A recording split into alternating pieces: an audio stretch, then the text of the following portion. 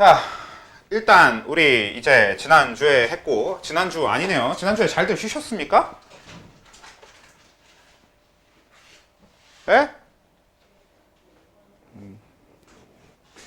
난 지난주에 너무 잘 쉬어갖고 오늘 일하기가 너무 싫더라고. 너무 잘 쉬면 우리가 일하기가 너무 싫더라고. 너무 즐거웠다. 아무튼 자, 일단 보어의 원자 모형 했었고요. 보어는 오늘 뭐 다시 굳이 언급하지는 않도록 하겠습니다. 보어의 원자 모형 같은 경우는 막 중요한데 보어의 원자 모형은 그냥 다른데 이런저런 데 써먹어야 되니까 중요한 걸 제외하면 여러분들 외워둔 가시광선 영역이 무슨 계열 뭐 그래서 어디서부터 어디 전이가 가시광선인 거고, 그래서 가시광선이 뭐고, 그래서 적외선 영역이 뭐고, 그래서 수소선 스펙트럼 실험이 뭐고, 그래서 보어의 원자 모형이 대충 어떤 얘기고, 이런 전체적인 러프한 내용이 이제 핵심인 거라서 그거는 이제 조금 굳이 다시 반복하고 뭐 넘어갈 필요는 없을 것 같고, 이제 오늘 주가 되는 내용인 현대적 원자 모형 얘기를 하기 위해 이미 우리 지난번에 정리를 했었지만 그래도 그거에 대해서 조금 확실히 다지면서 그 뒤에 내용까지 쭉 이어가 보도록 합시다. 자, 현대적 원자 모형이라고 하는 거, 그러니까 보어, 그러니까 이 물리학에서의 보어의 학파인 이 양자역학이라고 하는 걸 스타트로 해서 이야기가 되는 거였었는데, 그러니까 저번에 했던 얘기를 결국 막 이런저런 얘기 했었지만 하나로 묶어서 얘기를 하자면 어떤 얘기였냐. 자, 전자라는 걸 포함한, 이 전자를 포함한 굉장히 작은 입자, 그래서 우리 뭐 밀입자 내지는 소립자 이렇게 표현하기도 하는데, 우리는 이제 이런 거에 대해서 그냥 전체적으로 뭐라고 표현해주게 됐냐, 양자라고 표현을 해주게 됐습니다. 그래서 이렇게 양자 세계에서, 그러니까 양자라고 하는 영역, 정말 작은, 우리가 아예 관찰 자체가 불가능할 정도로 정말 작은 입자의 세계를 우리 이제 미시세계라고 하거든. 여러분들이 나중에 어떤 전공을 하든 한 번씩은 들을 표현이에요. 거시와 미시에 대해서. 뭐 경제학 이런 걸 해도 거시경제학 뭐 이런 게 따로 있단 말이야. 그래서 이렇게 미시세계하고 거시세계, 이거는 이제 굉장히 작은 세계에 대해서 보는 걸 주로 이제 미시세계라고 하고, 거시세계라고 하면 굉장히 크게 넓게 보는 게 거시세계라고 하고, 그러니까 뭐 거시경제학에서의 그 경제학은 막 경제학 자체를 세계적으로 넓게 봐서 이제 보는 그런 게 이제 거시경제학이란 말이야. 이런 느낌으로다가 그냥 미시, 거시 이런 게 그냥 작은 세계, 큰 세계인데 그 작은 게 정도를 지나칠 정도로 작은 걸 얘기하는 거고, 그런 게 이제 미시세계인데, 이 미시세계에는 아예 우리가 물리에서 일반적으로 배운 그런 물리적인 상식들이 통용되지 않는 세계거든요. 미시세계라고 하는 건. 그러니까 우리가 지금 알고 있는, 여러분들이 혹시 물리를 선택을 하셔서 배우고 있다면 알게 될 내용들, 그리고 알고 있을 내용들 플러스 그 이전까지 여러분들이 배워왔던 내용들은 대부분 다 거시세계에서의 물리학입니다. 우리가 이 거시세계의 물리학이 고전역학이라고 하는 거에 주가 됐던 건데, 그러니까 뭐 역학이 어떻고 F는 MA 뭐 이런 거 있잖아. 이런 것들이 기본적으로는 거시세계에서 완벽하게 다 들어맞는 거지. 뭐 상대성 이론이라던가 이런 게 다. 근데 미시세계, 굉장히 작은 입자들의 세계로 가면 그런 거시세계의 물리학이, 우리가 알고 있는 물리학이 완벽하게 적용되지 않게 되는데, 이 양자 영역에서는 뭐 그런 거는 요즘에 여러분들이 관심이 별로 없겠지만 마블 영화에서 요즘 참 열심히 거기 앤트맨, 그쵸? 앤트맨 시리즈에서 막 미시세계에 대한 얘기 되게 많이 나오고 그런단 말이야. 그래서 양자 얘기 되게 많이 나오곤 하는데, 양자 세계에 대한 얘기 되게 많이 나오고 하는데, 근데 그런 거를 만약에 봤다면 조금 알 수도 있고, 뭐 사실 그리고 봤다고 하더라도 그런 거에 관심 없게 그냥 봤을 수도 있는데, 막 양자 세계에 들어가면 시간을 역행한다느니 뭐 어쩌다느니 뭐 이런 얘기가 나올 정도로 그냥 전체적으로 우리가 알고 있는 물리적인 상식과 많이 벗어나 있는 영역이라고 보시면 돼요. 그래서 여태까지 우리가 생각하던 거랑 정말 다르게 흘러가기 때문에 모든 걸 정확하게 계산해서 계산의 영역으로 해서 A는 B고, 그래서 B는 C고 이렇게 딱딱 끊어지게 연결해 줄 수 있는 게 아니라, 우린 이걸 이렇게 정확하게 계산으로 연결하려고 하면 안 되고 단지 확률로서 접근을 해야 된다라고 하는 게 이제 양자역학의 메인 내용입니다. 결국엔.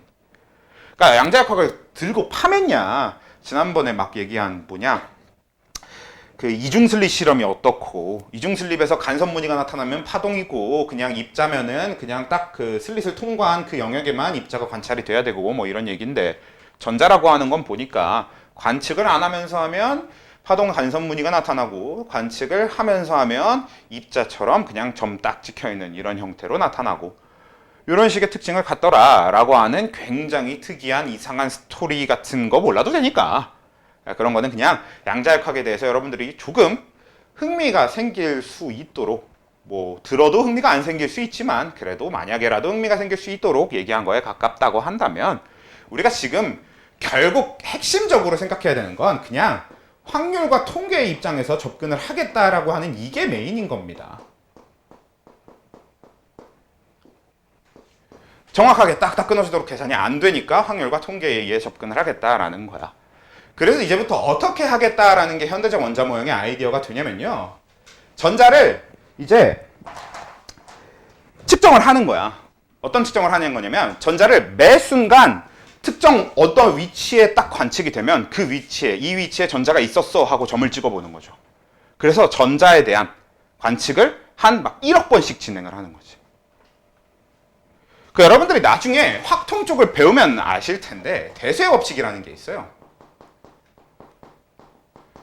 이게 뭐냐면 예를 들어 여러분들이 지금 편의점에 가서 뭔가 뽑기 같은 거 뭐 아니면 그래 요즘 뽑기에 가장 대표적인 거 요즘 편의점에 살 수 있는 가차의 대표적인 게 뭐가 있냐 포켓몬빵 같은 거려나 그런 거 스티커 나오는 빵 이런 거 띠부띠부실리 뭐 이런 거 들어있는 빵 같은 거 사는데 그 안에 들어있는 스티커가 여러분들이 원하는 스티커의 확률이 2분의 1이고 여러분들이 원하지 않는 스티커의 확률이 2분의 1이야. 그래서 당장에 여러분들이 여기 그 편의점에 가서 빵을 10개를 샀어. 그럼 그 중에 5개는 여러분들이 원하는 스티커가 나올까요? 아니야. 결국 그냥 매 빵을 열 때마다 2분의 1의 확률이 적용이 되는 거기 때문에 내가 10개를 열었다고 해서 5개가 원하는 스티커의 확률은 아예 다른 얘기가 되는 거거든. 물론 이제 통계적으로 그냥 확률적으로 계산했을 때야 계산이 가능하지만 근데 정확하게 그렇게 5개기는 쉽지 않단 말이야. 근데 만약에 여러분들이 편의점에 가서 빵을 한 1000개쯤 샀어. 그럼 애지간해서 그 중에 한 500개는 원하는 스티커가 나오겠지. 이런 게 이제 대수의 법칙입니다.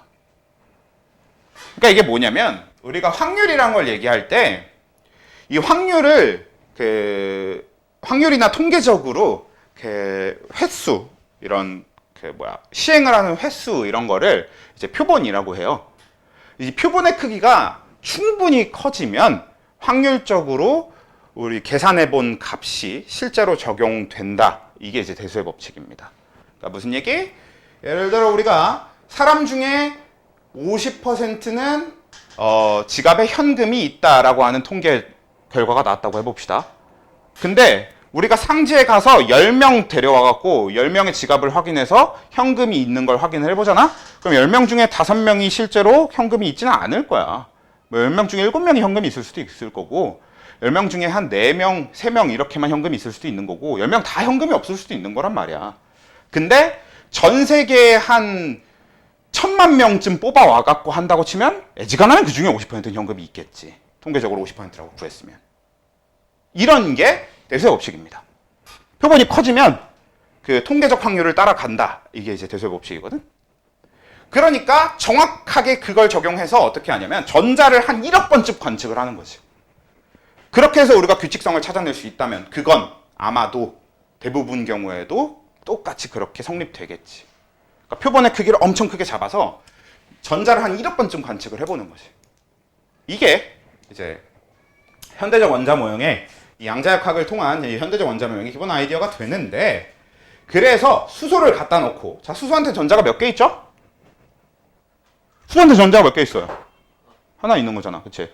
그러니까 수소한테는 전자가 하나밖에 없으니까 얘 전자를 한 1억 번쯤 관측을 해보는 거야. 근데 1억 번 관측을 해서 그 1억 번 매번 매 관측마다 이 전자가 존재하는 점을 계속 찍어. 근데 그랬는데 굉장히 신기하게도 내가 시행한 1억 번의 관측 중에서 9천만 번은 다 원점으로부터 일정 거리 안에 있는 이런 도형 안에 전부 찍혀 있더라라는 거지. 그러니까 1억 개의 점 중에서 9천만 개의 점이 다 이 안에 찍혀 있는 거야. 그리고 나머지 1,000만 개의 점은 이 밖에 중구난방으로 막 아무데나 찍혀 있어서 규칙성조차 찾을 수 없게 그냥 아무데나 막 찍혀 있어요. 그럼 이건 우린 통계적으로 몇 퍼센트 확률이라고 얘기하면 돼요? 90% 확률이지. 실제로 그래서 그럼 90% 확률로는 이 안에서 전자를 관찰해낼 수 있겠다라는 거잖아. 그러니까 전자는 이 안에 90% 확률로 존재할 수 있다라는 거잖아요. 사실 이 정도만 알아내도 되게 어마어마한 거거든. 그렇잖아. 전자라고 하는 건 우리 눈으로 볼 수가 없어. 그리고 우리가 관찰할 때는 입자로서 하다가 우리가 관측하지 않을 때는 파동으로 일한다고 했단 말이야. 파동으로 존재한다고 얘기했단 말이지. 그러니까 지 맘대로 막 지멋대로 그렇게 하는 애를 1억 번쯤 해갖고 이만큼 규칙성 찾아낸 것만 해도 되게 큰 거거든. 그래서 우리는 이걸 그냥 전자의 궤도로 보기로 한 거죠. 사실 90% 확률로 이 안에서 발견되면 확률 되게 높은 거지. 90%면 확률 되게 높은 거잖아. 그렇지? 여러분들이 로또 1등 당첨 확률이 90%라고 하면 누구나 다 하겠죠. 저는 이게 90%가 아니라 막 통계적으로 0에 가까운 확률이라고 하는데 저는 삽니다. 제발 됐으면 좋겠다. 저는 로또 당첨이 되면 학원을 그만두는 게 아니라 저는 요 옆에 있는 치킨집부터 살 겁니다. 제가 진짜로 토요일 저녁 수업만 되면 너무 시끄러워요. 저기 치킨집 사서 내보낼 거야. 진짜 너무 시끄러워. 내가 수업하는데 너무 방해돼. 아무튼 그래가지고 치킨집한테 시끄러운 게 잘못이라고 얘기할 수는 없는 거니까 내보내야지. 돈 많이 줘서 내보내야지. 아무튼 그래가지고 이제 여기에 이런 형태로 나타났다라는 건데, 이게 지금 한 가지 좀 생각해봐야 될 게, 지금은 칠판에다 그렸으니까 이렇게 그렸지만 실제로는 어떻게 돼야 되냐면 축이 하나 더 있어요. 왜 축이 하나 더 있냐면 우리 칠판은 평면의 세계잖아요. 근데 원자는 칠판 안에 존재하는 게 아니라 어디에 존재하는 거야? 현실에 존재하는 거지. 근데 우리가 알고 있는 현실은 축이 두 개인 2차원인가요? 아니잖아. 3차원의 공간이란 말이에요. 그러니까 실제로 공간에 존재하는 원자도 공간으로 끄집어 와야 되기 때문에 우리가 이렇게 축이 3개인 좌표, 우리가 흔히 이걸 3차원 좌표계 내지는 공간 좌표라고 얘기를 하는데, 이 공간 좌표상의 표현을 해야 된단 말이지. 그러니까 얘는 지금 원이 아니라 뭐야? 구인 거죠. 공 모양인 거지, 공 모양. 그래서 이렇게 관찰이 되더라. 여기 공 모양 안에, 원점으로부터 특정 거리 안에 있는 어떤 구 안에, 이 구 안에서 9천만 번, 그러니까 90% 확률로 전자가 발견이 되더라라는 규칙성을 발견했다라는 거지. 그래서 우린 이걸 전자의 궤도, 그러니까 정확하게 이걸 원래 뭐라고 부르냐면 이렇게 표현하는 걸 통계학에서 확률 밀도 함수라고 얘기를 해요. 근데 확률 밀도 함수라는 개념 자체는 우리한테 좀 생소할 수 있잖아? 그리고 어차피 확률 밀도 함수라는 개념은 우리한테 중요한 거 아니란 말이야. 확통에서 하세요. 아마 확통에서도 3차원 좌표계랑 통계를 같이 쓰진 않으니까 여러분들이 배우는 건 확률 질량 함수 정도까지일 텐데, 뭐가 됐든. 그래서 이렇게 구 모양으로 나오는 요 전자가 존재할 확률이 90%인 이거를 전자의 궤도로 보는데, 궤도가 영어로 오비트. 그래서 오비탈이라는 명칭을 붙여서 이름을 붙여주게 됩니다. 이 전자가 존재할 확률이 90%인 데까지. 그래서 얘가 오비탈인데, 그 중에서 이렇게 처음에 등장한 이 S, 요 구형으로 생긴 오비탈을 S오비탈이라고 명칭을 붙여줄 거예요. 왜 S오비탈이냐? 구가 영어로 뭐게? 수능 필수 0단어입니다. 아까 얘기한 올빗도 수능 필수 0단어 중에 하나고, 여러분들이 이제 앞으로 외워줘야 될 건데, 구는 영어로 스피어라고 해요. 우리 반구는 헤미스피어이라는 표현도 쓰는데, 아무튼 이제 구는 스피어라고 하는데, 여기서 S를 따와서 S오비탈, 구형 오비탈 이렇게 되는 거지. 그럼 구랍니다. 실제로 이렇게 만들어진 건 아닌데 그냥 외우자고. 이렇게 외우자고. 실제로 이 S오비탈의 S는 스피어의 S가 아니긴 합니다. 근데 그냥 외우는 거 편하게 하자고 이렇게 하는 거고, 실제로 이 s 오비탈의 s가 실제로 무슨 s냐라는 걸 가져오기에는 그 화원에서 다룰 수 있는 정도의 내용이 아니에요. 그래서 그냥 넘어가도록 하고요. 사실 화원에서 다룰 수 있는 정도가 아닌 건 무조건 그러니까 맞고, 그러면 이제 화원 아니고 어디서 다루느냐, 화학 전공한 사람들이 다루게 되는데, 그래서 그러면 저는 근데 궁금한데 알려주세요. 몰라요. 저도 모릅니다. 읽어봤는데 모르겠더라고. 알아듣지를 못하겠어. 아무튼 몰라요. 근데 아무튼 우리 그냥 S 스피어 정도로 알아들으시면 상관없을 것 같아요. 그렇게 되겠고, 그래서 이제 이 S 오비탈이라는 게 관찰이 됐다. 처음으로 우리가 발견한 오비탈이 됐다라는 건데, 여기서 일단 우리 수소로 실험을 했었으니까 그러면 이제 넘어가서 헬륨을 이용해서 해봅시다. 그럼 헬륨이 가지고 있는 전자 두 개에 대해서 똑같이 또 하는 거야. 얘 헬륨을 전자 두 개를 1억 번 관측을 해보는 거야. 근데 실험 결과가 어땠냐? 수소랑 똑같이 나옵니다. 그냥 똑같은 구야. 다만 엄연히 따지면 정확하게 얘기해서는 이 구의 크기가 조금 작아지거든. 근데 어차피 수소에서 헬륨이 되면서 구의 크기가 작아진다는 사실에 대한 얘기는 뒤에서 좀 더 자세하게 하기로 하고, 일단 지금은 어차피 형태 자체는 똑같이 나온다 라고 하는 것만 기억하고 넘어가면 될 것 같고요.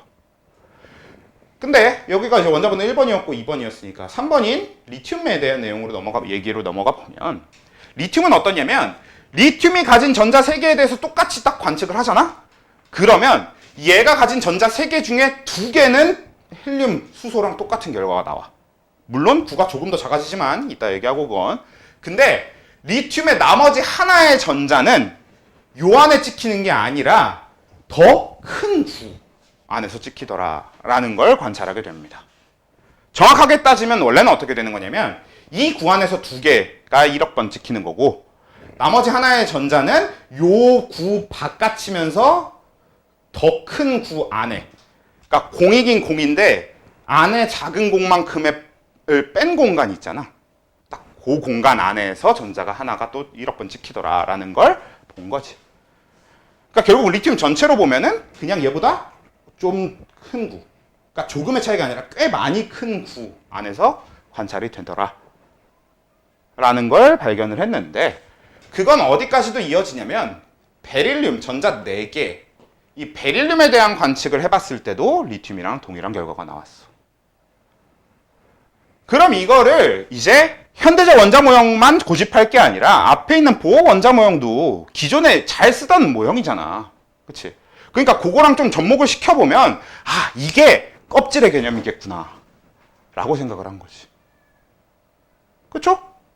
수소, 헬륨 첫 번째 껍질에만 전자가 있는데 리튬, 베릴륨 얘네들은 첫 번째 껍질에 2개, 두 번째 껍질에 리튬은 1개, 베릴륨은 2개의 전자를 갖게 되잖아. 그러니까 껍질이 늘어나니까 크기가 커지네. 그럼 이게 껍질의 개념인겠구나 라고 적용을 시켜서 우린 이 작은 수소랑 헬륨에서 전자가 들어있었던 이 작은 구를 1s 오비탈이라고 부르기로 했고요. 첫 번째 껍질에 있는 s 오비탈. 그리고 리튬하고 베릴륨 2개씩은 이 1s 안에서 관찰이 됐지만 리튬에 추가된 1개와 베릴륨에 추가된 2개는 이거보다 더 큰 구에 발견이 되더라 해서 ES 오비탈이라고 붙여주는 거지. 그래서 번호를 더 뒤로 가다 보면 나오게 되는 이거보다 더 큰 구는 세 번째 껍질에 있는 S 오비탈, 3s 오비탈. 더 번호를 쭉쭉 가다 보면 나오는 더 큰 구는 4s 오비탈. 이렇게 껍질의 개념을 그대로 쓰고 있습니다. 오케이? 일단 여기 됐고, 그 다음에 근데 이제 문제는 베릴륨까지가 아니라 붕소부터 발생해요.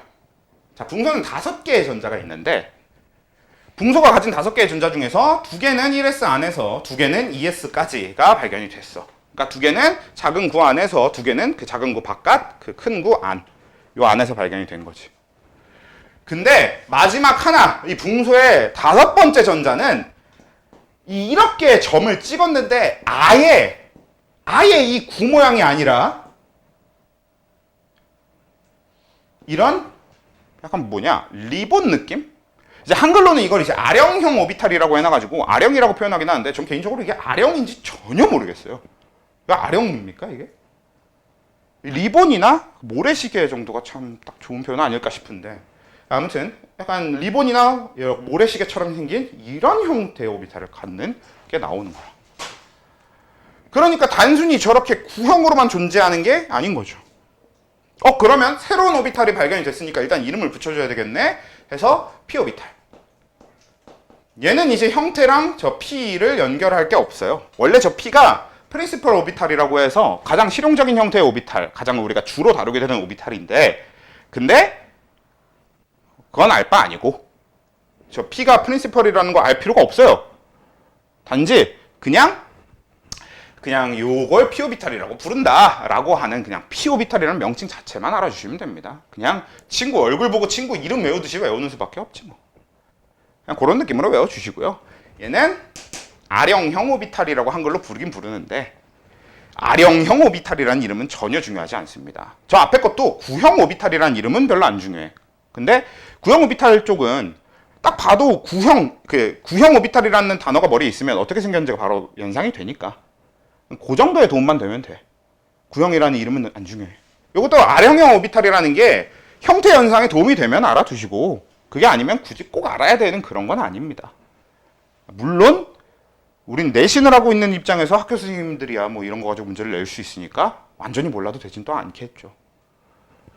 안타까운 부분이지만 아무튼 R형이라는 포인트 자체가 그렇게 중요하지는 않고 이렇게 되는데, 이 p 오비탈에 대해서 얘기할 건 좀 많지만 일단 우선적으로 붕소에서 처음으로 발견이 됐으니까 얘는 어떻게 우리가 생각하기로 했냐. 첫 번째 껍질엔 없나 보네. 그래서 두 번째 껍질에 있는 s-오비탈인 es-오비탈을 처음으로 채워놓고 나서 그 다음에 붕소쯤 되니까 처음으로 등장하잖아요. 그래서 p-오비탈은 제일 처음 나타나는 게 이 p-오비탈인가 보다. 이렇게 했어요. 그래서 붕소 다음으로 쭉 넘어가서 우리 3주기에 있는 나트륨, 마그네슘, 알루미늄, 3주기의 붕소 밑에가 알루미늄이잖아요. 그래서 그 알루미늄 쪽을 보잖아? 그러면 이거보다 더 큰 R형이 나타납니다. 똑같이. 그래서 이것도 껍질 개념 그대로 적용할 수 있겠네. 단지 처음 등장이 두 번째네. 2P를 시작으로 해서 3P 이렇게 가는 거지. 거기서 더 큰 게 나오면 4P 이렇게 가는 거죠. 오케이? 이렇게 가는데 여기서 한 가지. 자, 공 모양에 대해서 우리가 그 모양 자체에 대해 생각을 해보면 공 모양은 정방향이라는 게 있어 없어? 없어. 그치? 공에다가 우리가 어떤 무늬를 새겨놓잖아? 그럼 위아래가 어딘지 알 거야. 그치? 근데 무늬 하나도 없이 그냥 공이야. 그럼 그거를 위아래 맞춰서 세워놓으라고 하면 누가 그게 위아래가 어딘지 어떻게 알아요? 그치? 그 바람구멍 거기 우리 공기 넣는 구멍 있는 데가 아래로 가면 되지 않을까요? 그거는 이제 추측이죠, 사실. 사실 그게 아래라고 누가 정해놓은 것도 아니고. 그렇잖아요? 그리고 이거 오비탈에서는 그런 바람 넣는 구멍 이런 게 있는 것도 아닐 텐데 뭐. 그러니까 이런 공 모양은 위아래가 없어. 즉 방향이 없단 말이야. 그치? 근데 이게 그냥 단순히 방향성이 없어. 우와 신기해가 아니라 굉장히 중요한 포인트가 됩니다. 왜? p-오비탈로 넘어가 보면 p-오비탈은 방향성이 있어요. 그치? 얘는 지금 뭐야? 요 축, 요걸 이제 이 축을 우리가 흔하게 X축이라고 한단 말이야. 그래서 요 X축을 기준으로 요 X축에 누워 있잖아. 그러니까 얘는 방향이 있단 말이야.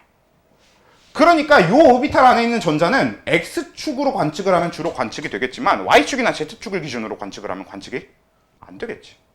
그러니까 이건 분명히 방향성이 있는 거란 말이야. 근데 이게 그럼 X축으로만 누워 있나?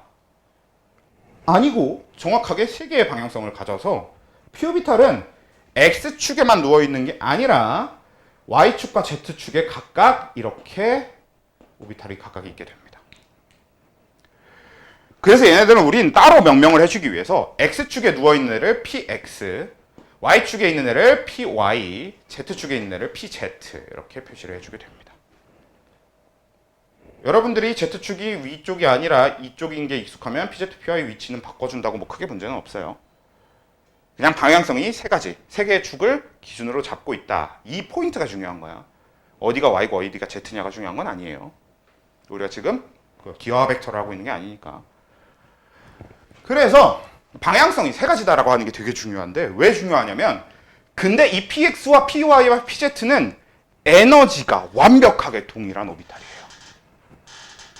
그러니까 방향 구분은 되는데 이 세 개가 정말 완전히 다른 오비탈이라는 증거가 방향 제외하고 아무것도 없어. 나머지는 다 똑같아. 방향만 달라. 그래서 우린 px, py, pz가 방향을 제외하고 나머지 특성은 다 동일하네? 그러면 우리 px, py, pz 세 개의 오비탈, 실제로 오비탈은 세 개인 거긴 한데 그걸 하나로 묶어서 p오비탈이라고 부르자라고 하게 됐어.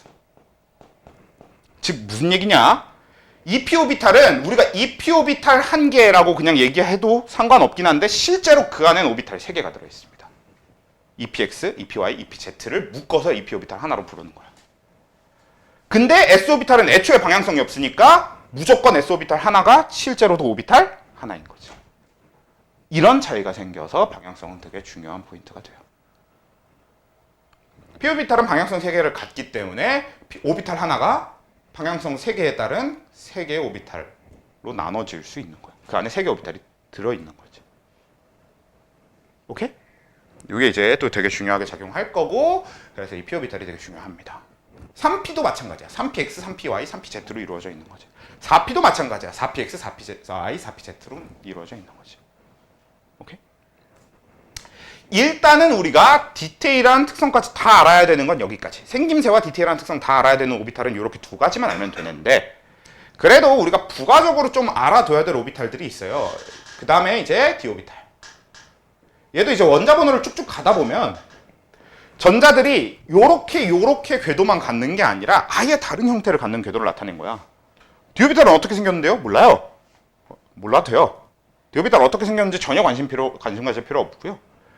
D오비탈은 그냥 그런 게 있구나 정도로만 아시면 되는 애거든. 근데 이 D오비탈은 여러분들한테 한번 질문을 해보죠. 얘도 방향성이 있거든? 근데 얘는 방향이 몇 방향일까?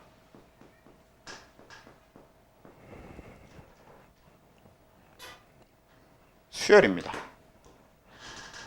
쟤는 방향이 하나였죠? 방향성이 없다는 소리는 한 개의 오비탈인 거잖아, 결국. 그리고 얘는 방향이 3개, 그래서 오비탈이 3개였잖아? 그럼 얘는 몇 개면 될까? 5개입니다. 등차수. 그래서 오비탈 하나, D오비탈은 오비탈 하나가 오비탈 5개를 포함하고 있게 돼요. 그리고 D오비탈은 언제 처음으로 등장하게? 자, S오비탈은 첫 번째 껍질에 처음으로 나왔잖아요? P오비탈은 두 번째 껍질에 처음으로 나왔습니다. 그럼 D오비탈은 세 번째 껍질에서 처음으로 나타납니다. 3D가 최초의 D오비탈이에요. 그리고 4D오비탈. 이 D오비탈을 왜 설명하는지는 이따가 얘기하겠지만 그냥 이 정도의 규칙 정도로만 이해하고 넘어가면 돼요. 같이 볼게 F오비탈. 얘도 어떻게 생겼는지 알 필요 없는데 규칙성을 지금 잠깐 봐뒀으니까 그대로 적용해보면 되거든? 얘는 방향이 몇 개일까? 7개. 그래서 F오비탈 하나는 7개의 오비탈을 내포하고 있습니다. 그리고 얘는 몇 번째 껍질에 처음 등장하면 돼요? 4번째 껍질에 처음 등장하겠죠.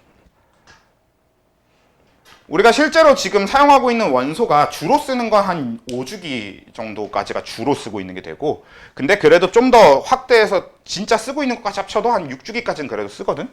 7주기 원소야 뭐 어차피 지금 그 발견만 했지 제대로 의미를 갖는 원소들은 거의 없으니까 그래서 우리가 끽해서 다뤄봤자 6S, 6P, 6D, 6F 정도까지만 다룰 텐데 그러니까 F오비탈은 4F, 5F, 6F 정도만 우리가 생각해 볼 수 있는 거지.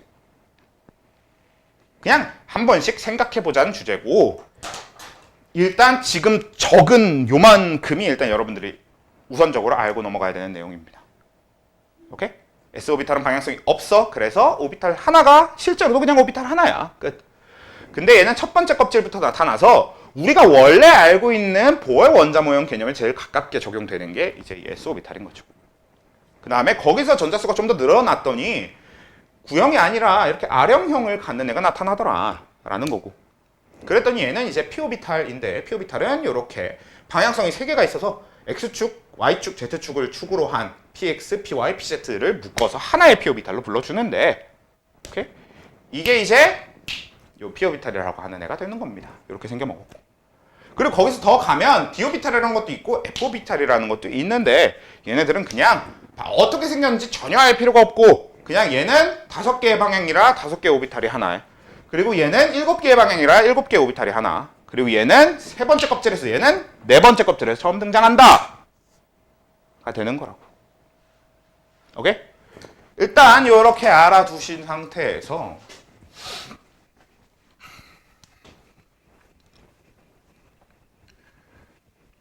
이제 그래서 이걸 가지고 무슨 얘기를 해볼 거냐면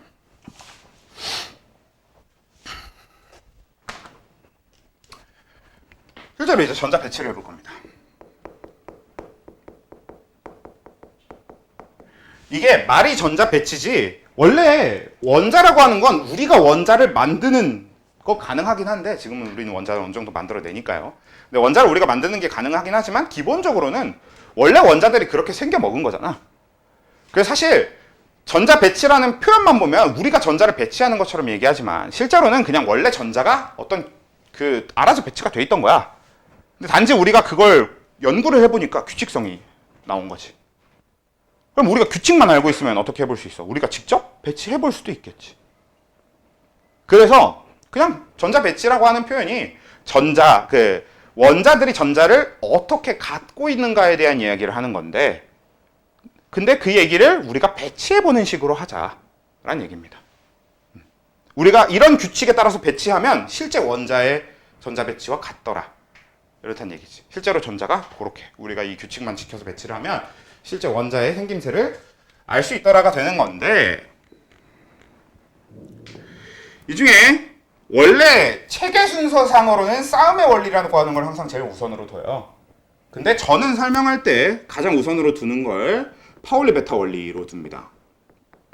실제로 이게 제일 중요하거든. 설명할 것도 제일 많고. 자, 파울리 베타 원리라고 하는 게 뭐냐면 지금 이제 우린 전자들에 대한 얘기를 하고 있잖아요. 자, 근데 우리 전자는 왜 원자핵으로 끌려 들어가지 않는다고 했어? 그러니까 원래 전자라고 하는 건 마이너스를 띠고 있고 원자핵은 플러스를 띠고 있잖아. 그러면 전자와 원자핵 사이에는 분명히 인력이 존재하는데 왜 끌려 들어가지 않는 거야? 전자가 에너지를 가지고 있어서였지. 그치? 그래서 우리 보호 원자 모형 얘기할 때 에너지 막 방출하고 흡수하고 가시광선이 어떻고 얘기가 다 그거였잖아. 뭐야? 원자에게 가까이 존재하는 애들일수록 전자가 가진 에너지가 적은 거고 멀리 있으려면 더 많은 에너지를 가져야 된다 이런 얘기를 했었잖아요. 그렇지? 그러니까 결국은 전자가 에너지를 가졌기 때문인데 그럼 그 전자는 이 에너지를 갖고 뭘 하냐면 운동 상태라는 걸 가져. 단순히 그냥 에너지를 갖고 있으면 끝인 게 아니야. 원래 이 에너지를 갖고 있으려면 그 에너지를 가진 만큼의 운동 상태를 갖도록 되어 있습니다. 그러니까 운동을 하는 거지.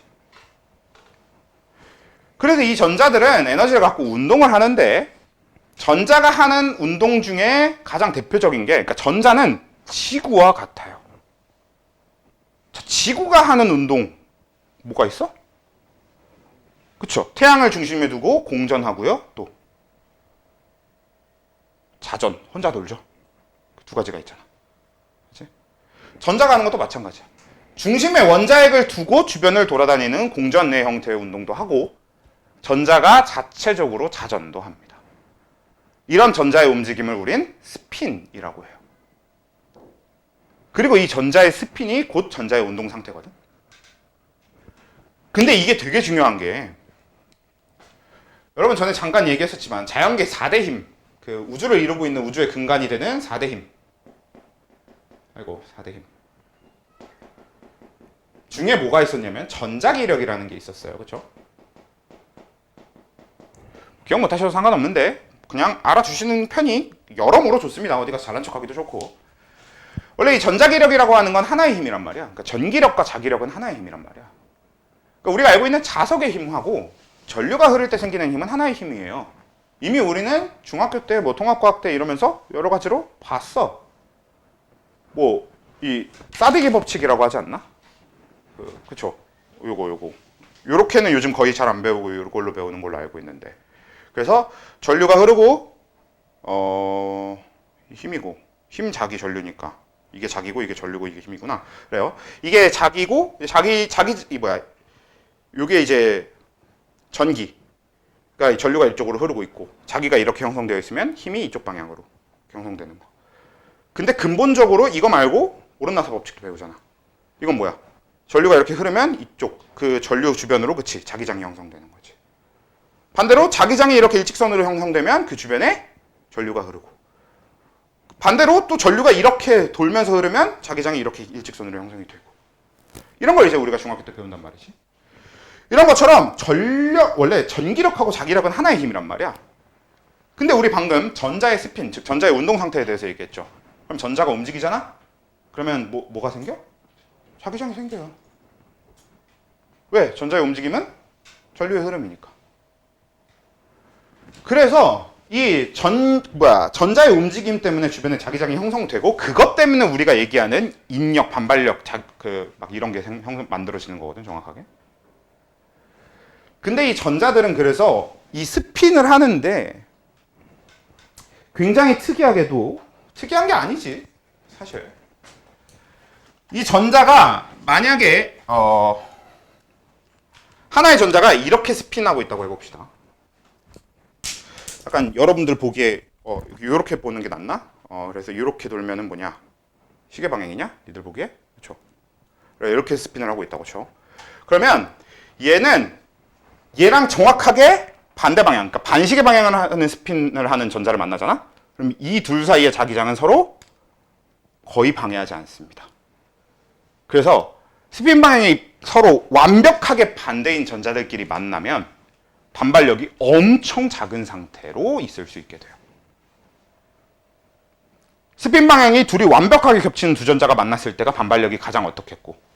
네, 큰 거겠고. 그래서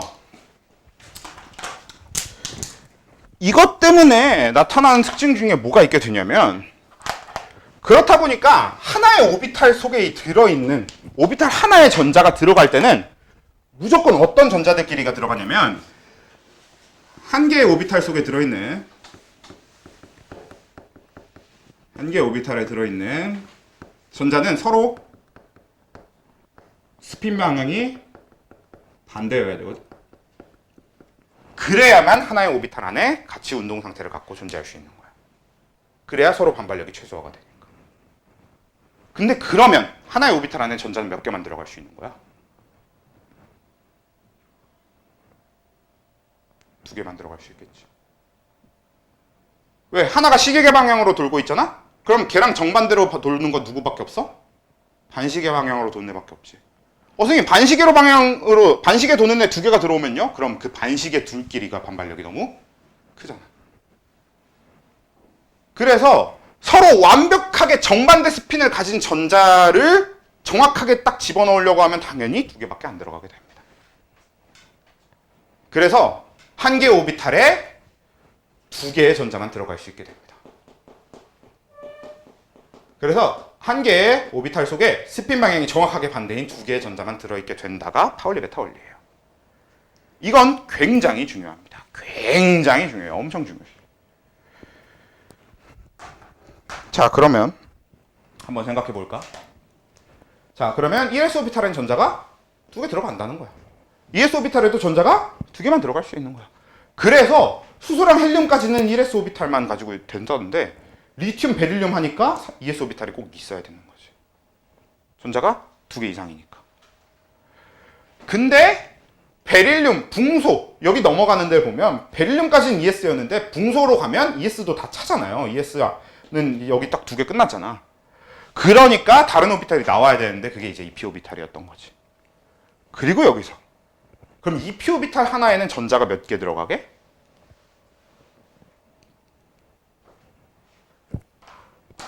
이게 포인트인데 전자가 6개 들어갈 수 있습니다. 왜? 2p 오비탈 하나는 사실 그 안에 EPX, EPY, EPZ 3개의 오비탈을 갖고 있는 거기 때문에 총 2개 각각 들어가서 6개가 들어갈 수 있어요. 하나의 p 오비탈에. 그러면 두 번째 껍질에 ES 오비탈, EP 오비탈 합쳐서 전자 몇 개? 8개. 옥텟 규칙이 그래서 그대로 성립하게 됩니다. 우리가 이야기를 오비탈까지 끌고 와도 옥텟 규칙은 여전히 성립하는 거죠. 다음 껍질인 세 번째 껍질로 가보면 3s 오비탈에 전자가 2개 들어가잖아요. 근데 3p 오비탈에도 그래서 채워보면 3px 2개, 3py 2개, 3pz 2개 해서 6개가 들어간단 말이야. 그럼 8개 끝났는데 근데 3d 오비탈이 있는데 여긴 전자 몇 개 들어가게? 10개 들어가거든요? 그러면 선생님 세 번째 껍질은 18개까지 들어갈 수 있는 거 아니에요? 맞아요. 실제로 세 번째 껍질은 전자가 18개까지 들어갑니다. 그러면 우리가 여태까지 알고 있던 옥텟 규칙 틀린 거 아니에요? 근데 그렇지가 않은 건 두 번째 규칙 때문에 그래요.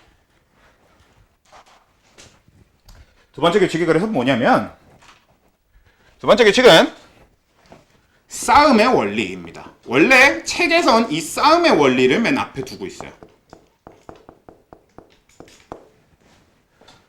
자, 근데 싸움의 원리는 어떻게 되냐면 이것도 이미 앞에서 한 번쯤은 했었던 얘기를 적용하는 거긴 한데 아닌가? 이 얘기는 처음일 수도 있겠나?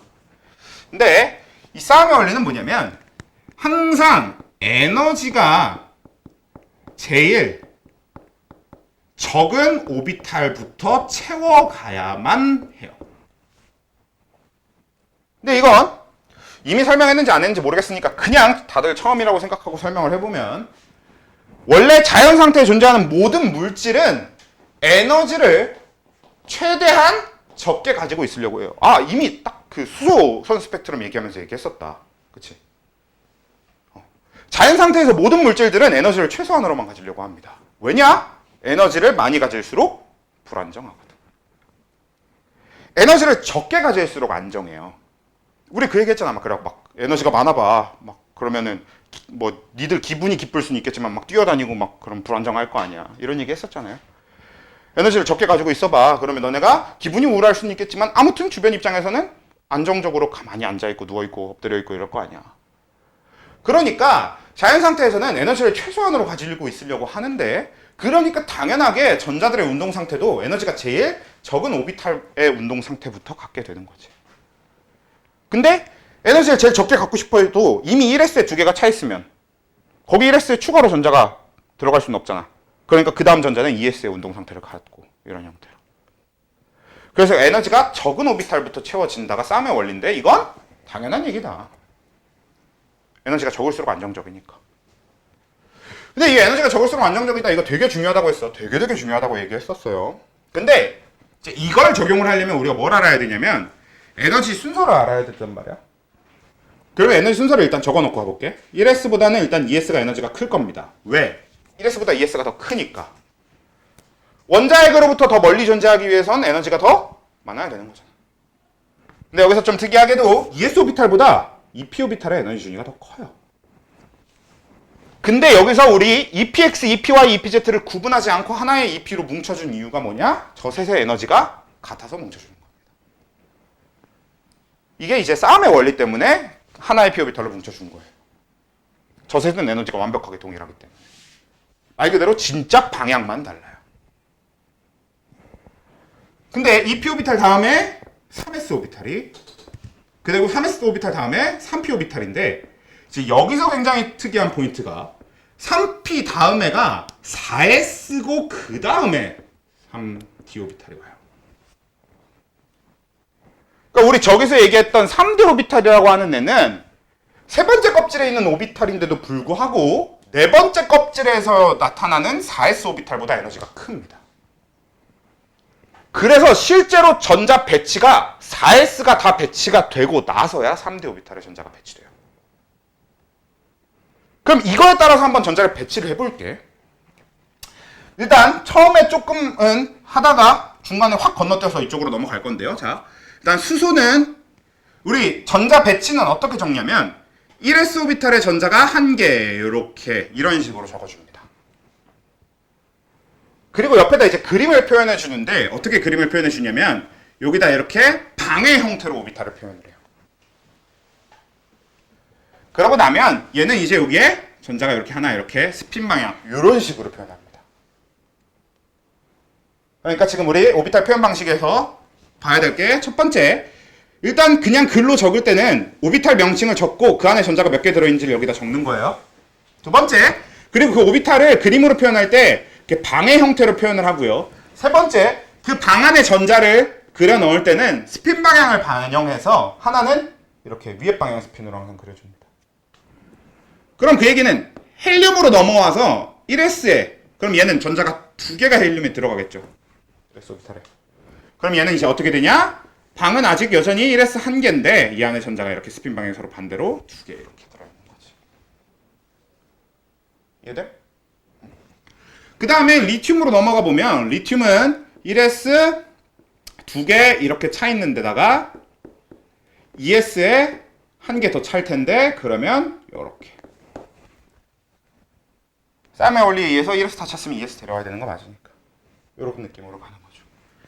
그 다음에 베릴륨은 그러면 1s 2개 2s 2개 이렇게인데 요렇게다가 이렇게 가는 거겠죠. 그 다음에 붕소는 1s 2개 해서 이렇게 채워주고 2s 2개 해서 이렇게 채워준 다음에 이 P는 어떻게 생겨 먹었냐면 이렇게 생겨 먹었습니다. 방이 3개니까 오비탈 3개짜리잖아. PX, PY, PZ. 그걸 이렇게 3개를 뭉쳐서 이렇게 쭉 그려주는 거죠. 저게 이 P오비탈을 그리는 방식이에요. 그래서 저렇게 해놓고 이 P오비탈에 전자 하나 들어있는 거는 어디다 그려주면 되냐면 이 방 3개 중에서 아무 데나 그냥 그려주셔도 됩니다. 왜?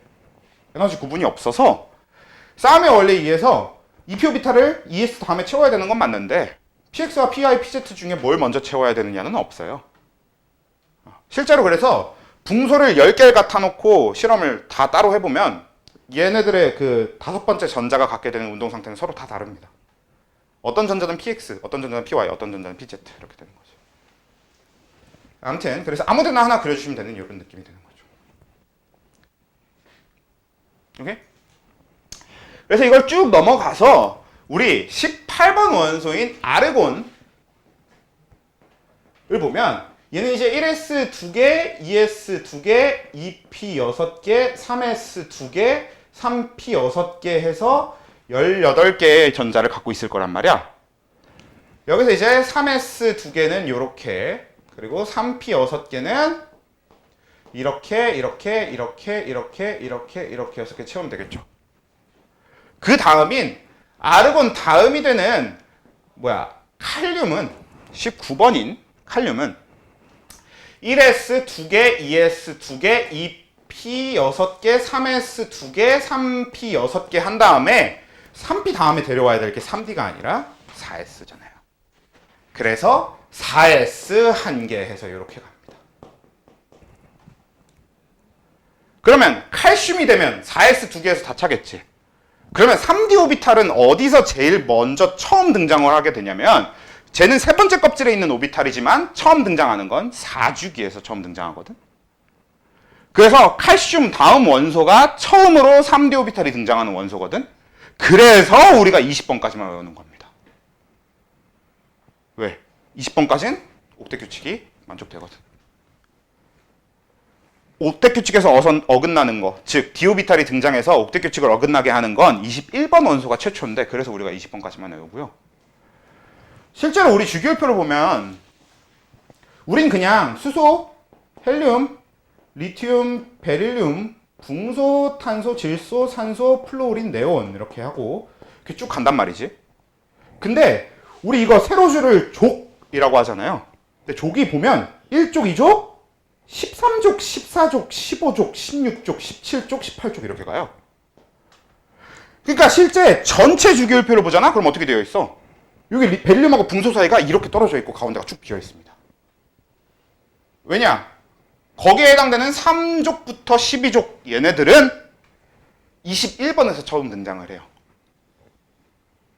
그러니까 4주기까지는 3족부터 12족이 없어. 그래서 우리가 20번까지만 외우면 3족부터 12족을 다룰 일이 아예 없어. 근데 그 3족부터 12족이 어떤 애들이냐? 정확하게 10개죠? 디오비탈의 전자를 채우는 애들입니다. 그래서 안 배우는 거야. 복잡하니까. 그래서 20번까지만 외우는 겁니다. 그럼 우리가 1족, 2족, 13, 14, 15, 16, 17, 18쪽만 다루는 한 옥텟 규칙은 계속 만족되는 겁니다. 디오비탈 무시해버리면 되니까. 그래서 이렇게 생겨 먹었다라는 거야. 잘 이해해 주셔야 됩니다. 오케이? 내용 자체를 이해하기엔 앞에보다 여기가 좀 더 어려울 건데 문제는 여기는 이제 이해만 제대로 하면 문제 푸는 건 크게 지장이 없어요. 그냥 이해만 하면 그게 그대로 문제 연결이 되는 거거든. 앞에 양적 파트라는 그런 게 좀 다르지. 일단 됐음? 그래서 근데 이제 이걸 좀 이해해 주시면서 그럼 3D 오비탈 다음에 누가 오냐? 이제 4P가 와요. 그래서 3주기가 아니라 요건 이제 4주기에서 처음 등장해서 21번부터 채우게 되는데 그래도 4주기 12족 다음인 4주기 13족부터는 다시 4P 오비탈을 채우기 때문에 그냥 우리가 알고 있는 옥텟 규칙을 그대로 써먹을 수 있는 거지. S 오비탈하고 P 오비탈 얘기만 하면 각 껍질당 8개씩 정확하게 들어가요. 근데 우리가 다룰 게 선생님 그러면 저거는 3D가 아니라 4D 이렇게 놔야 되는 거 아닌가요? 근데 우리가 뒤에서 다루겠지만 굉장히 특이하게도 3주기인 원소인 황은 공유결합을 하다 보면 가장 바깥쪽 껍질의 전자 수가 8개를 넘습니다. 주로 10개를 주로 가져요. 근데 원래 얘는 한 껍질에 10개를 갖는 게 가능한 거지. 3D 오비탈이 있으니까. 전자를 8개 이상 가져도 되는 거야. 우리가 이런 걸 이제 확장된 옥텟 규칙이라고 해서 뒤에 다루게 될 거거든요. 근데 그건 일단 냅두고 그러니까 일단 쟤는 3D여야 돼요. 4D라고 부르면 안 돼. 그래도 세 번째 껍질이긴 합니다. 싸움의 원리상 저게 가 있을 뿐. 4S보다 에너지가 클 뿐. 그래도 3D 오비탈. 세 번째 껍질에 있는 오비탈로 보고요. 그 다음에 이제 이 뒤로 계속 가보면 4P 다음에 이제 OS가 오고 OS 다음에 4D가 오고 4D 다음에 OP가 오고 그 다음에 이제 4F가 오고 그 다음에 아니다. 4F 아니다. 이거 6S가 먼저 온다. 6S 오고 그 다음에 5D 오고 4F 오고 이런 식이었던 걸로 기억하거든. 맞아. 이거 맞아. 이렇게 가는데 어차피 우린 필요 없고 여기까지만 기억하시면 됩니다. 우리는 어차피 여기까지만 외우면 돼. 그러니까 뭐냐면 우리가 주로 다룰 20번은 여기 4SS 끝나고 근데 그래도 우리가 오비탈을 배우는 김에 여기까지는 알아야 되고 됐죠? 근데 이거는 신기하게도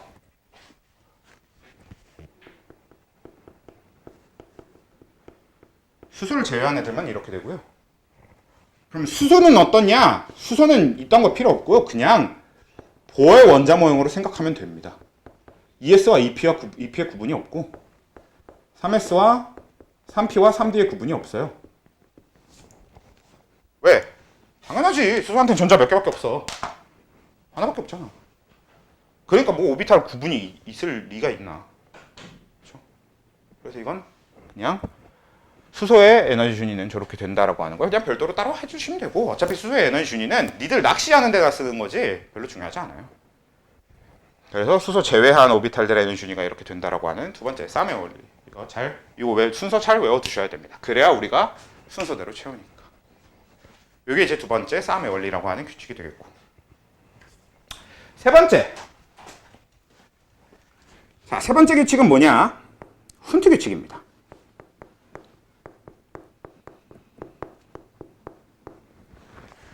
이제 우리는 이렇게 세 가지 규칙을 따르면 되는데 세 번째 규칙인 훈트 규칙은 이제 뭐냐면요. 일단 규칙의 내용은 얘는 이름부터 우리가 이름을 좀 받을 필요가 있는데 이제 원리랑 규칙은 좀 레벨이 다르다고 보시면 돼요. 뭐가 더 중요해 보여?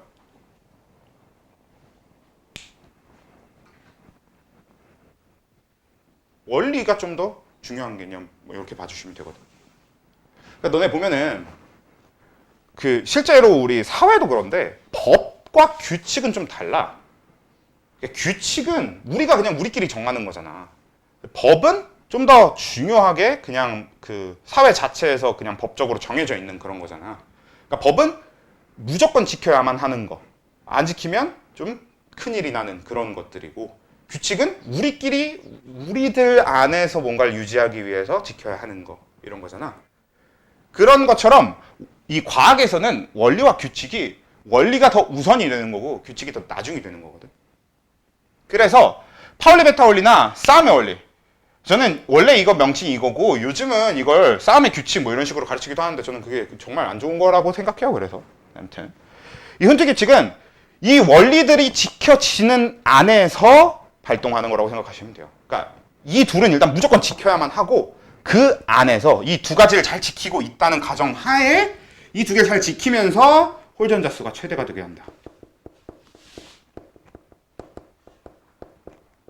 이게 훈트 규칙입니다.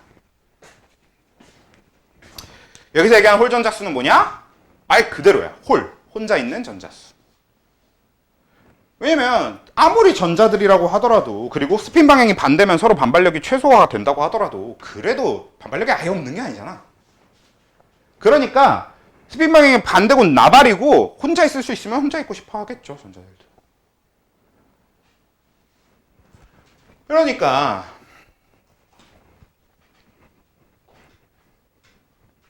여기서 이제 아까 붕소까지만 얘기를 했었는데 만약에 탄소 얘기를 한다고 했을 때 이제 탄소는 1s 2개, 2s 2개, 2p 2개의 오비탈 전자 배치를 가질 텐데 요 2p 오비탈에서의 전자 배치가 어떻게 되냐? 어차피 파울리 베타 원리는 전자 2개까지 들어간다 이고 싸움의 원리는 낮은 것부터 채워야 된다는데 이 셋은 에너지 구분이 있다 없다? 없다.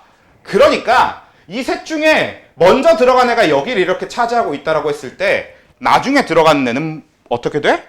무조건 이 애가 아니라 다른 오비탈의 전자 배치를 우선적으로 갖게 됩니다. 이게 훈트 규칙이야.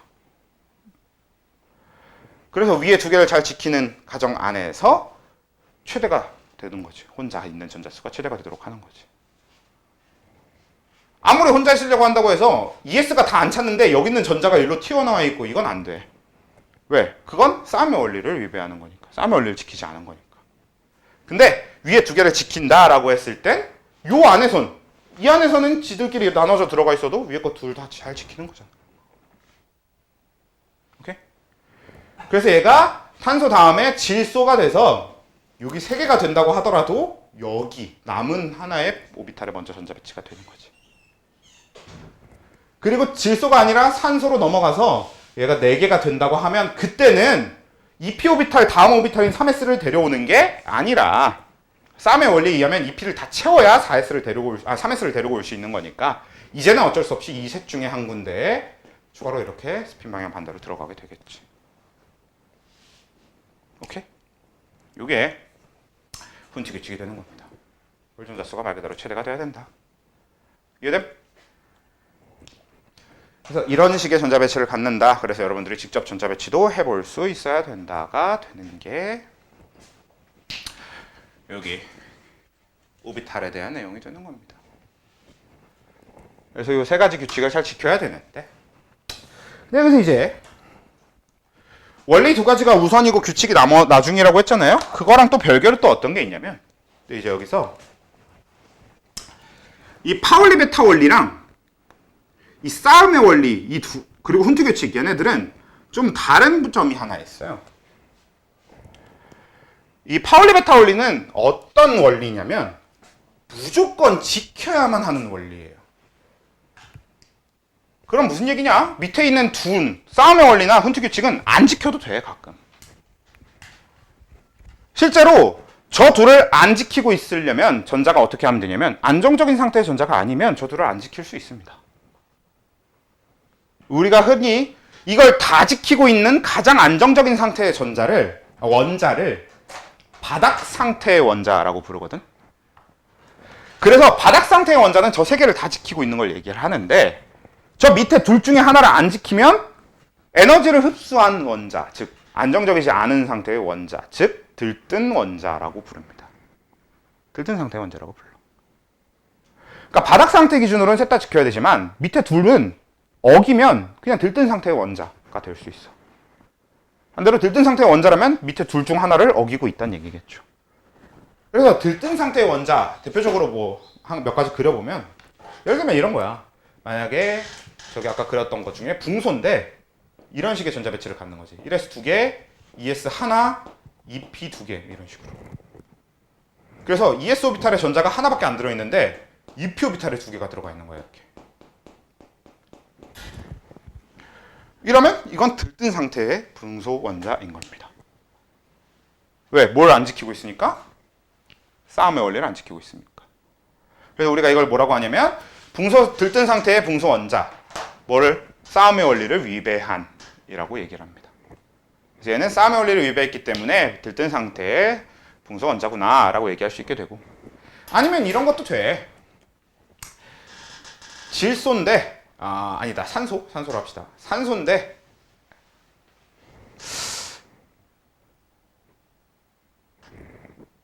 그래, 어차피 산소가 저기 있으니까 저거랑 비교해서 보기 좋겠네. 산소 1s 2개, 2s 2개, EP 4개 이렇게 아름답게 잘 되어 있는 거야. 근데 EP 4개 들어있는 전자를 봤더니 어떻게 되어 있냐?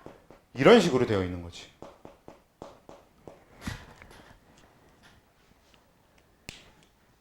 이건 원래 이 둘 중에 하나의 전자는 여기에 나눠져서 들어가 있어야 되는 거잖아. 근데 그게 아니라 이렇게 들어가 있으니까 얘는 훈트 규칙을 위배하고 있는 거고, 그래서 들뜬 상태의 원자가 됩니다. 얘는 들뜬 상태의 산소 원자, 훈트 규칙을 위배했다. 이렇게 되는 거지. 오케이? 근데 맨 위에 파울리 베타 원리는 그냥 위배하면 안 돼요. 쟤는 지켜져야만 되는 규칙입니다. 그냥 애초에 스핀 방향이 같은 전자가 들어간다, 아예 불가능해요. 한 오비탈 안에 전자가 3개 들어간다, 아예 불가능한 겁니다. 그냥 그건 불가능해요. 들뜨고 나발이고 그냥 억지로도 안 돼. 그래서 파울리 베타 원리가 위배된 게 나오잖아. 그건 들뜬 상태의 원자가 아니라 존재 불가능한 원자의 배치를 억지로 그려놓은 거지 그냥. 실제 우리 프린트에 보시면 그게 예로 나와 있습니다. 그래서 그거 이제 프린트 한번 보시면 될 거고, 오늘 시험지에도 내가 일부러 좀 더 복사를 해서 뒤에 밑에 부분까지 넣긴 넣었는데 여기까지는 안 들어갔을 텐데 안 들어갔네. 그렇게 되겠고, 그 다음에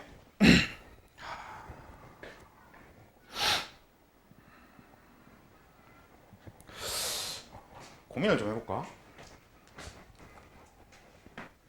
지금 우리가 2월 수업이 다음 주 한 번 남았고, 너네 계약하기 전까지 수업을 하면은 3월 3, 4일인가? 아무튼 2, 3일인가 해가지고 2, 3일이다. 2, 3일 거기 주말 해가지고 거기도 이렇게 해서 계약 전은 2번이 남긴 남았는데,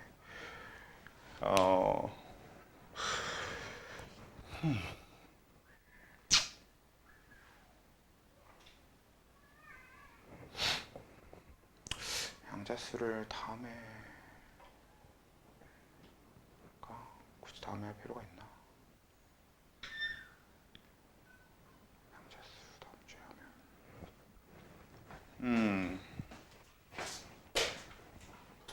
싶었는데 다음 주에 하자. 다음 주에 하자. 남은 13분 가지고 진도는 어차피